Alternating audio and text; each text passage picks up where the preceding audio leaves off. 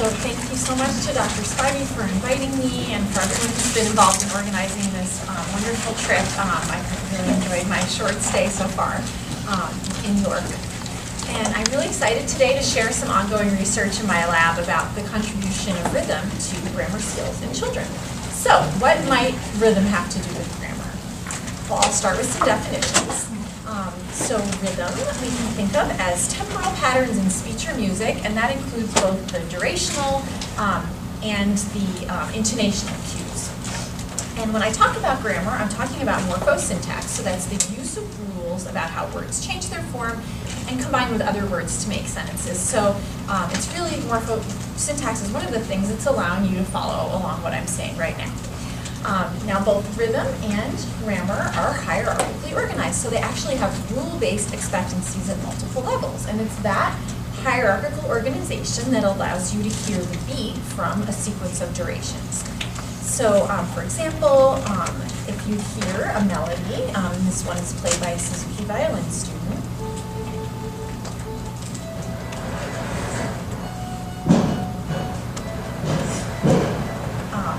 actually hear that that's a rhythmic variation on the Twinkle Twinkle Little Star that you know well.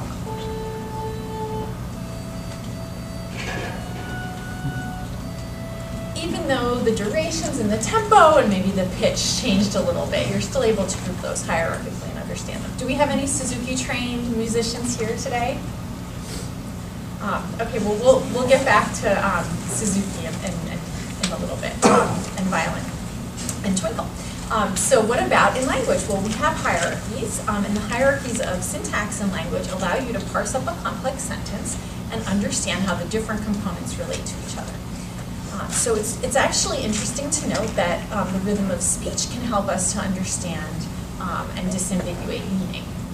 So if we use our imaginations for a moment, if you're a child and you hear a continuous speech stream that corresponds to this sentence, you'll need to tell the difference between this and this. Can we get the volume a little bit louder? Thanks. So, because actually they have quite different meanings. So here's the first one again. The monster said, the dragon is scary. And here is the other one. The monster said the dragon is scary. So just by shifting the rhythm a little bit in those sentences, we change the meaning, and I think that the second monster is really, really scary. So you need speech rhythm cues to know which monsters and dragons you're dealing with. But that's just one example of how rhythm can help us to parse incoming language. And in my lab, we're really interested in shared processing between speech rhythm sensitivities, musical rhythm, and syntactic or grammatical processing. Some of the work that I did in my dissertation showed an overlap in neural resources for musical and speech rhythm while we had listeners perceive or listen to songs. But I then got interested really in individual differences. And in another study, my colleague Cyril Manya and I used an individual differences approach in adults. And what we did was we measured the size of brainwaves to rhythmically unexpected stress patterns in speech and compared them to rhythmically expected stress patterns. And we actually found that the size of the brain responses in each individual participant had a strong correlation with their musical rhythm aptitude score. So people who were better at telling different musical rhythms apart also had more fine-tuned sensitivity to the rhythms of speech. Now, as we saw before, speech rhythm can contain cues to grammar, and that's actually really important for young children who are learning how to talk. So rhythm is helping them to segment a complex speech signal and to learn language. So there are all these potential connections here between speech rhythm, musical rhythm, and speech rhythm and grammar. But until pretty recently, the relationship between musical rhythm and grammar had received much less attention. But we're starting to know a little bit about more about this now. So what do we know so far? Well, we know from the psycholinguistics literature that the rhythmic patterns of sentences influence the way we process grammar. So when sentences have very high rhythmic regularity, it's easier to detect if there's a grammatical anomaly in those sentences. As I mentioned, young children are using these cues to learn language. also know from a nice series of studies in Barbara Tillman's lab in France that listening to rhythmically regular musical sequences can influence children's performance on a grammar task that occurs right afterwards, involving subsequently presented sentences that have grammatical violations in them. So both speech rhythm and musical rhythm seem to be able to influence grammar states, and I'll get back to that line of research as we're collaborating with that lab now and have some interesting new results. So I'll get back to that a little later in the talk. What I want to focus on right now is individual differences in rhythm and grammar traits. So there have been a few studies, and we're looking at this now as well, that have looked at children with grammatical deficits, so children that struggle with their spoken grammar. And rhythmic deficits have been found in these kids, as in both the speech and the music doing. So we're continuing to look at this in the lab. And even just within children with normal language development, we really want to understand what the range of rhythm abilities is. So to look at this, we did a study where we thought it would be important to control for cognitive ability, and we really wanted to test within children with typical development, to investigate these individual differences. So we developed a rhythm perception task in collaboration with Devin McCauley's group at Michigan State. And this is set up as a computer game, and there are simple rhythms and complex rhythms. The simple rhythms have a much more clear musical beat, and the complex rhythms don't have as obvious of a beat. So I can play some examples for you of those. That's a simple rhythm, and that's a complex rhythm. And in this game, there's a scenario with the character Randy Drummer, who plays twice, and then the children hear a third rhythm, and they have to decide who played it, whether it was Sandy Sane, because he likes to be a copycat, or Doggy Different. He likes to have things be different. So we also used a grammar measure called the Spelt 3. So this is a standardized test, and we show the children pictures, and then we ask them questions that are meant to elicit specific grammatical constructions in their answers. So that is a grammar production measure. So an example of that, if you can see the bottom left little photo, the experimenter will say they are both doing the same thing, tell me what they are doing, and then we want the child to say they are drawing or they are coloring, and we're just looking for the present progressive in that particular item.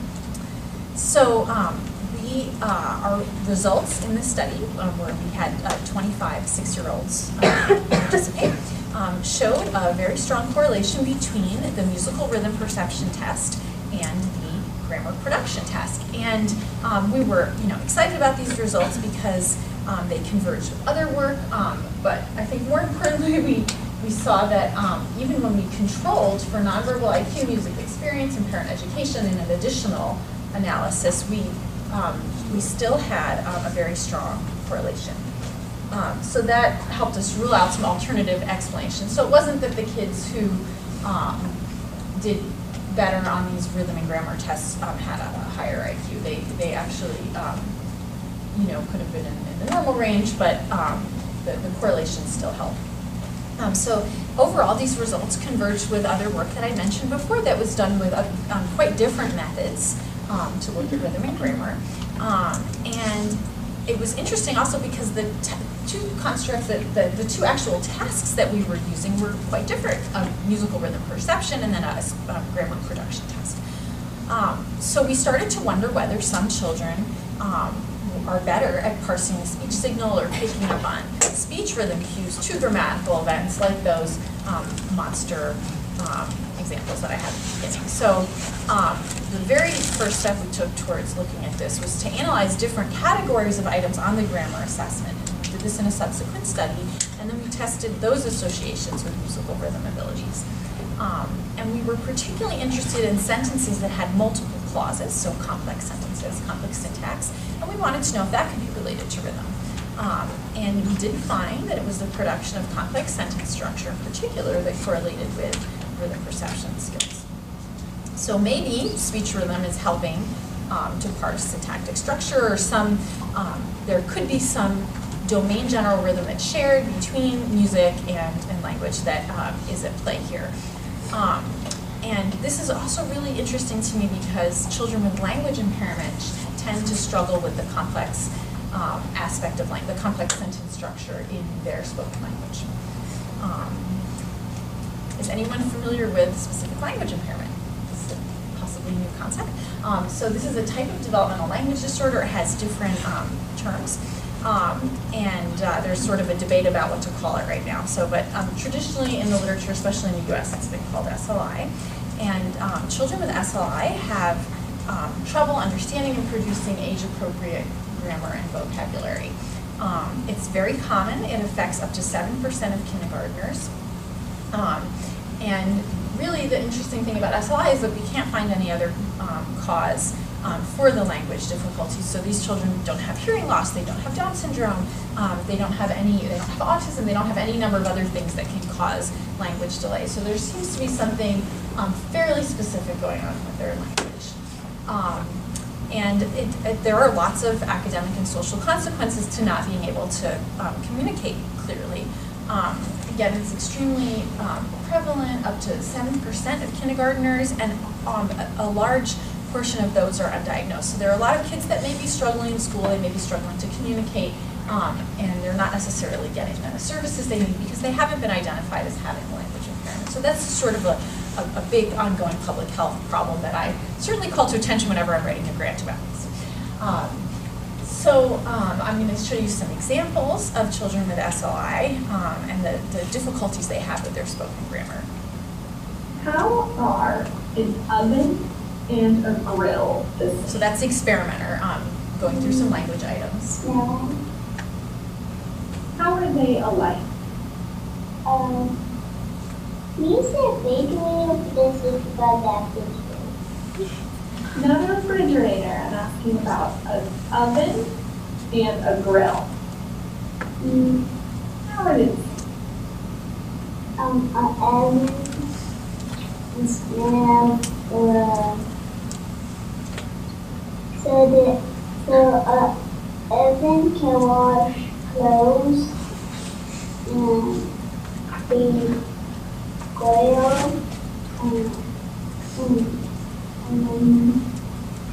I thought it was this grill because you can make grill with a grilled cheese salad. So it's very cute, but the child is a fairly simple question, and we're just looking for you can cook with both of them. And they're really they're doing something called mazing, so starting and stopping and rephrasing and using other vocabulary that are for related things. But the child is really, and this child is almost 7, so the child is really having trouble, answering these simple questions. There's some other interesting examples. Mommy and Daddy reads with me, so that's just more grammatical oddities.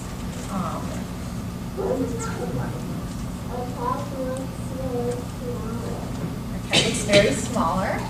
I play with Lily with my bedroom, but I think more interesting to me is the struggles with complex sentence structure that children with SLI show. And actually, one of the best ways to get at this is to do a sentence repetition task. So the experimenter says a sentence and then waits for the child to repeat it. And these, and at least when I first learned about this, I was surprised that you actually do need to access the sort of deeper grammatical structure to be able to do this. I'll read some pigs. Pigs? What's that about? That's about pigs that we eat potatoes.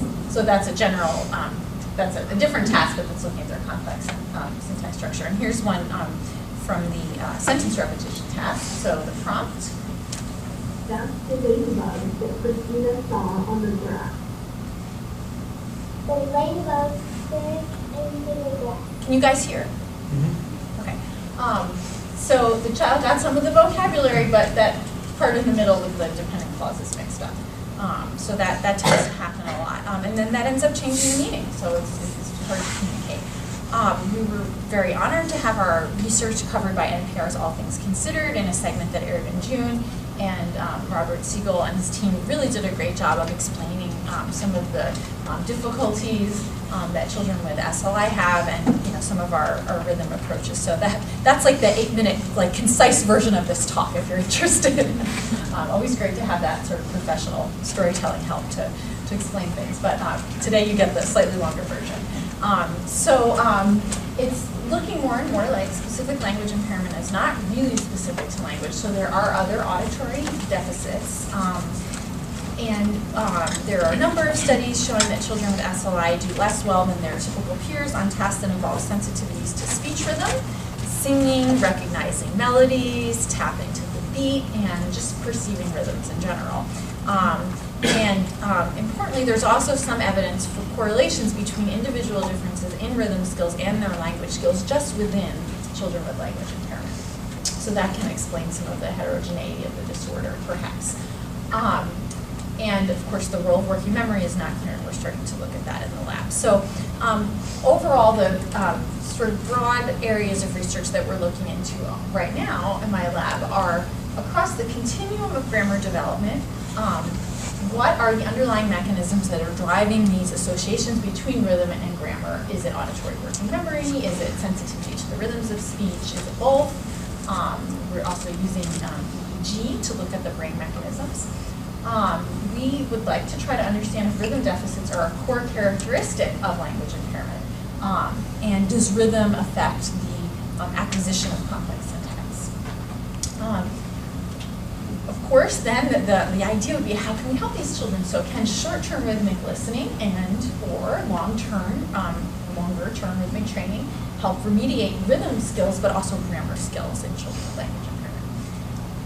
And something that I'm very excited about and planning lots of new studies and starting lots of pilot work on that I don't really have a lot of time to talk about today is whether rhythm and grammar share neural and genetic architecture, so especially the genetics part. So feel free to ask me about that during the questions or later in the day throughout the conference if you grab me, but I won't have too much time to talk about that during the talk. So for the methods for this study, we bring children in first to screen them and see if they're a good fit. So we give them a number of language and cognitive tests. We test their hearing. We rule out autism. And then we bring them back for 2 more study visits of 3 hours each. So it's quite a lot of testing. The families have been just wonderful. And I have a very strong team, a lot of graduate research assistants in speech-language pathology and audiology who really enjoy doing this testing and are great at working with kids. So we do this whole number of assessments of auditory working memory, speech rhythm sensitivity, additional rhythm assessments, and additional language assessments. And I just want to show you some examples of some of the assessments that we've developed. So we're using a combination of off-the-shelf and custom-made assessments. So in order to capture some aspects of speech rhythm, including imitation of prosody and perception of prosody, we came across the Tennessee test of rhythm and intonation patterns. So amazing that Tennessee had its own prosody assessment. There aren't very many prosody assessments at all. We happen to be in Music City, Nashville. In this test, the children hear pre-recorded sequences of the syllable ma, and that's pronounced with varying rhythm and intonation, and they're asked to imitate the sequences like this. And then for our prosody perception test, we developed this prosody matching task in collaboration with a graduate student that had used it in older kids, then we adapted it with younger kids. In my lab, I have many students that have been involved in that as well.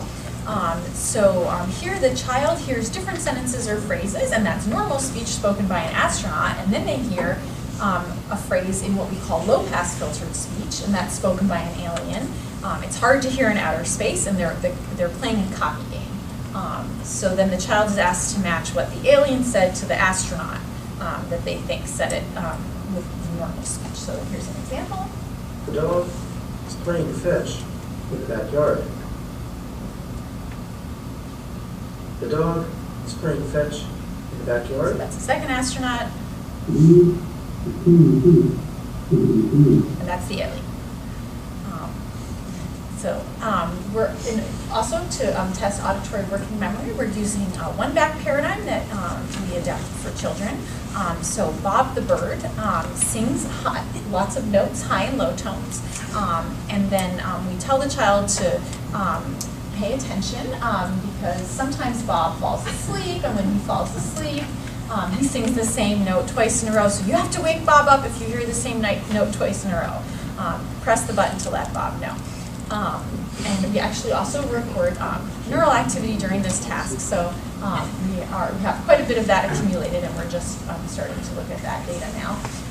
But we have behavioral responses, and then we also use an off-the-shelf test for auditory working memory. So it's just the digit span from the KABC. So we read an increasingly long series of numbers out loud to the participant to be repeated back. When I mentioned our other published study, I talked about a rhythm perception test, and we're continuing to use the same test with Sandy same and Doggy different. So this is what the children see as far as those instructions. In this game, you will listen to rhythms played by Randy drummer on his drum. After Randy plays his drum, either his twin brother Sandy or his friend Doggy will also play rhythm on his drum. Sandy Sane likes to be a copycat and always plays the same rhythm back to Randy. Doggy Different doesn't want to copy Randy, so he always plays a different rhythm back to Randy. In this game, it is your job to figure out if it is Sandy Sane or Doggy Different playing his drum back to Randy Drummer. Goes on, and we make sure that the children understand the task, and we've adapted some of the instructions for children with language impairment. So far, the pilot or preliminary data from our small number of children with language impairment that we've tested has shown that they are struggling more with this task. As I mentioned, we're continuing to collect data, but we have some very preliminary findings from a group of children with typical language and with language impairment, and we have replicated some of our original findings of a correlation between musical rhythm and expressive grammar. And we've also found some initial support for our hypotheses about mechanisms. So speech rhythm is correlating with musical rhythm, auditory working memory is correlating with musical rhythm, and speech rhythm is correlating with grammar. And my student Chloe Vaughn has done a great job organizing this large data set, and there will be more soon. So we should be able to test our statistical model soon as we continue to add data to the data set. And this will allow us to start to disentangle the roles of speech rhythm sensitivity and auditory working memory. Another assessment that we're using is allowing us to look at a rhythmic priming effect that I mentioned earlier. So our colleagues in France had used this test, and they had found that listening to a regular musical rhythm was sort of boosting children's performance on a grammar task that occurred right afterwards. More so than listening to irregular musical rhythms. So here are the examples of those. So here's regular. And here's irregular. So the children hear one of those rhythms, and then they do 6 grammar trials, and then they hear another one of the rhythms. We wanted to, that had been done in French, so we wanted to try it in English. We wanted to try it in younger children. We wanted to also use a non-linguistic control task, 2 of them actually. And this project is led by my medical student, Alexander Churn. So he was awarded a fellowship to take a year off from the medical school coursework and rotations and to be in the lab full-time doing research. So he's done a great job, and he's still involved in research even now that he's back in his 4th year of medical school. We have just submitted this to a journal for publication. So these were results in 16 children, and the blocks of trials that were, as our collaborators found in France, the blocks of trials that were preceded by the regular musical stimuli had better performance. And we didn't find any effect of rhythm on the control tasks that we used, the non-linguistic control tasks. So we think that there may be something special about the way that rhythm is mapping to language. And we're also going to test children with language impairment and children with cochlear implants. I won't have time to talk about that during my talk, but I'm also happy to talk about that afterwards or during questions. So that's sort of the first overview of the types of things we're doing with rhythm and grammar. And of course, we're really interested in this translational framework. So how can we use this to help kids? And so, of course, going beyond that rhythmic priming effect, we really want to look at music training. And can a music treatment help children with language impairment? So other studies have shown a transfer from music to language, and they've also shown correlations between music and language skills in children. And what is really important about a lot of those studies is that studies that have compared musicians and non-musicians were not providing the musical training, or most of them weren't. They were taking people that already had musical training. So there could really be a selection bias in who is getting musical training. So environmental and genetic factors could be responsible for physiological differences between musicians and non-musicians, such as hearing more music in the home or having musician parents. So in order to really address this, what we need to do is use longitudinal approaches where we randomly assign children who are otherwise equivalent to different groups, a group that's getting music training and a control group, hopefully that's getting something else instead. And a growing number of studies have done this with language outcomes, not with grammar in particular, and not with, that I know of, with language impairment. But other studies have looked at the impact of short musical intervention on other aspects of early literacy skills, so phonological awareness, and they have found really promising results. So we wanted to apply this framework to language impairment in the lab, and the students that have worked really hard on this study are Natalie Means, Kate Margulis, and Allison Aaron, are pictured here. And so of course our long-term goal is to test a causal transfer using a randomized controlled trial. That goal lives in the future. We have a lot of groundwork to establish first. That is what we're working towards. But we sort of had to figure out, can we do this study? What is this training going to look like? Will the families show up? Will they practice the violin at home? So why Suzuki violin? Well, besides the fact that violins are portable and that it's a very well-established music instruction program, the most important thing about Suzuki, for me at least, is that it mimics natural language learning. So it was really created to use listening and repetition and rhythm to help teach children, to help teach music to very young children, actually. And in Suzuki, one of the first songs you learn is Twinkle. So there are different rhythmic variations like Huckleberry Jello or Pepperoni Pizza. And those varying musical rhythms are taught with speech rhythm patterns, like you just heard me do. And that allows children to develop and explore and to work with the parents in different ways, even if the parents don't have musical training. There's, again, a strong listening component. There's a CD that the children are meant to listen to every day. And then piggybacking on that idea, music reading is learned later in the process. So that's really important for kids with SLI because they have high rates of reading disability. So we didn't really want to add that extra factor on while they're beginning this new intervention that they would have to learn to read music. So in this study, we are finishing up our feasibility and proof of concept phases. So we've developed methods for tracking progress and engagement. We've begun to assess pre versus post changes in grammar, although we're also still looking at that data. We're trying to come up with some additional rhythm tests that we can use throughout the intervention to track rhythm improvement, as that's our hypothesized agent of change. So the structure of the intervention is that children come in for 30 minutes of an individual Suzuki violin lesson, and the parent is present, and that's every week. And then they also have a 30-minute group Suzuki violin lesson. They have a 30-minute group music and movement lesson. They have a very structured home practice regimen. And importantly, they are continuing their traditional speech therapy outside of the study. So this is not a substitute for speech therapy, and we work closely with speech-language pathologists. So we think that this could maybe give an extra boost, and maybe down the line we'll run some studies where we actually look at that in more detail, at the speech therapy aspect. So I wanted to show you guys some examples of the interventions. So you can see, and this is one of the individual lessons, how the teacher is modeling the right rhythm and then letting the student lead and letting him play the rhythm on different pitches. So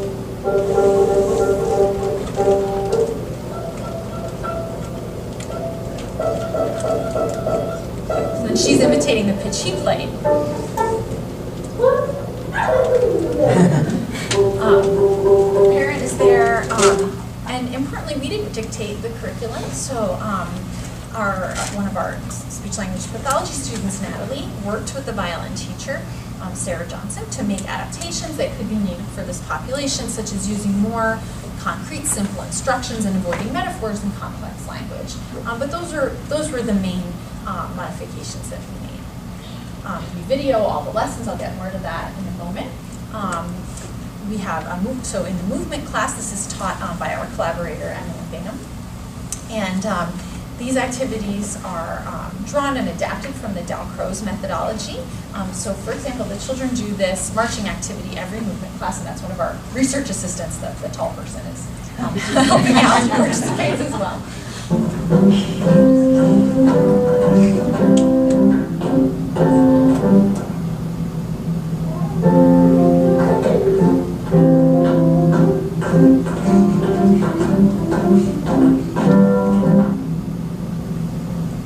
So they're listening to different musical features and responding. Here's an example. So that was at the end of the intervention. But here's one from the beginning of the intervention of a different cohort.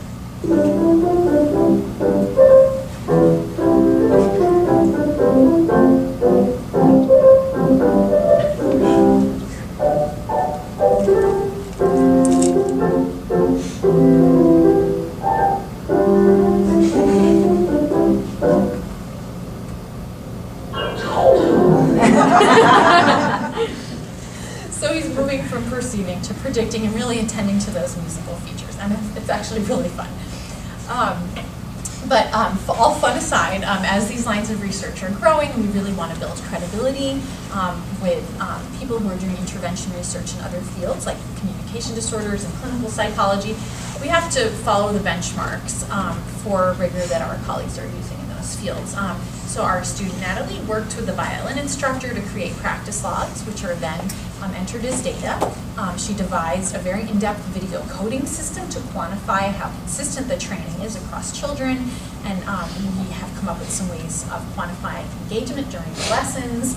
And we have a paper submitted where we've sort of outlined the importance of tracking fidelity and given some examples of how we've begun to do this in our study, so that we can say with confidence that, yes, the child received the treatment, or no, they didn't, or, to what degree did they receive the treatment, because not all children, will respond equally, and that's okay. But we really need to know what is going on during the training and how much of it the child is, getting.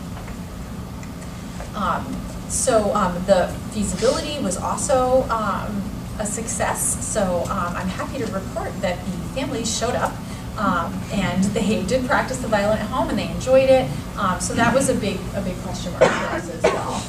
So we're starting to look at the data from the last cohort that we did, and including a control group. So I have a little clip here from the final performance from that cohort. So this was 5 months of music training. So they are actually playing violin, so that is the first thing to note.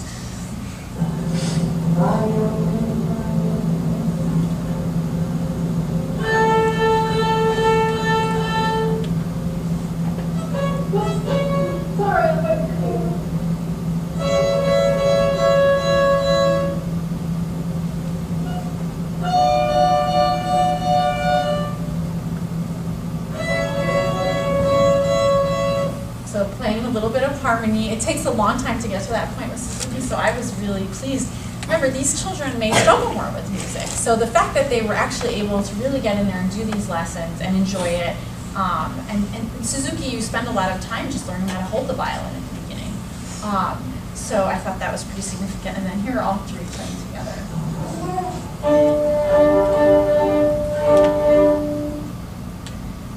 So we, will continue to look at our data to see whether they actually had improvements in language as hypothesized.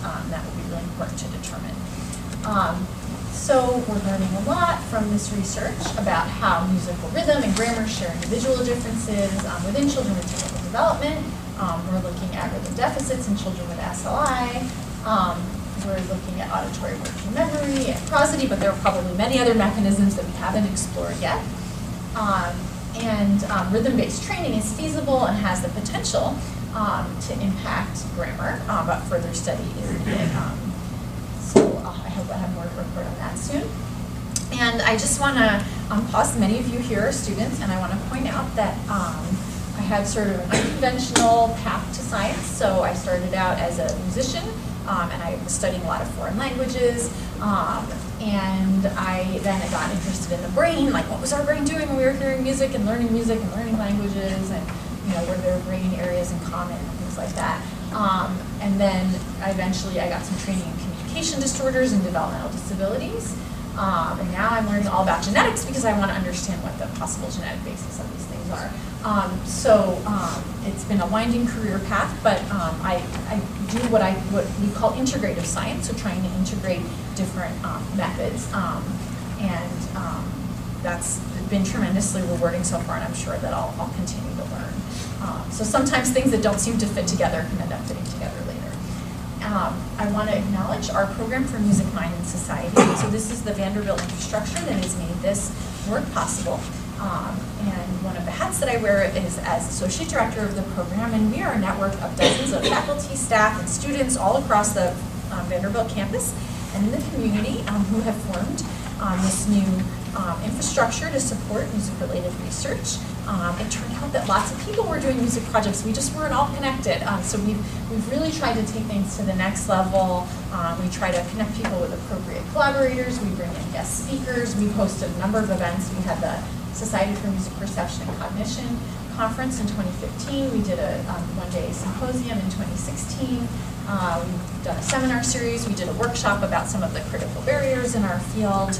You can follow us on social media. You can get added to our listserv. I promise we don't send a ton of spammy emails, but we should try to keep people up to date on a few of the things that we're doing. This has just been extremely rewarding. And one of the goals of our program is community outreach. And so just as I bring my talk to a close, I want to play a little documentary clip. There is a student, Sarah Beck, a graduate student, who had been a music songwriter and producer before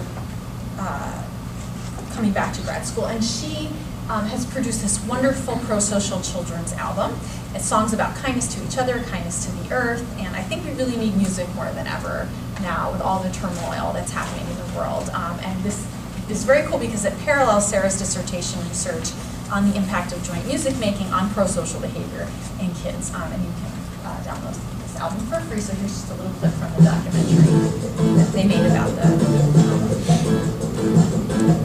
this was done in collaboration with the Kirk Center Vanderbilt and another graduate student, Colin Russo. What you gonna do? We got a heart and we gotta change. What you gonna do? It's up to me and you. By the way you look, you'll find the time and time again. You'll find the time and time again. You never really know until you get to know someone. Okay? Oh, it's so pretty and nice and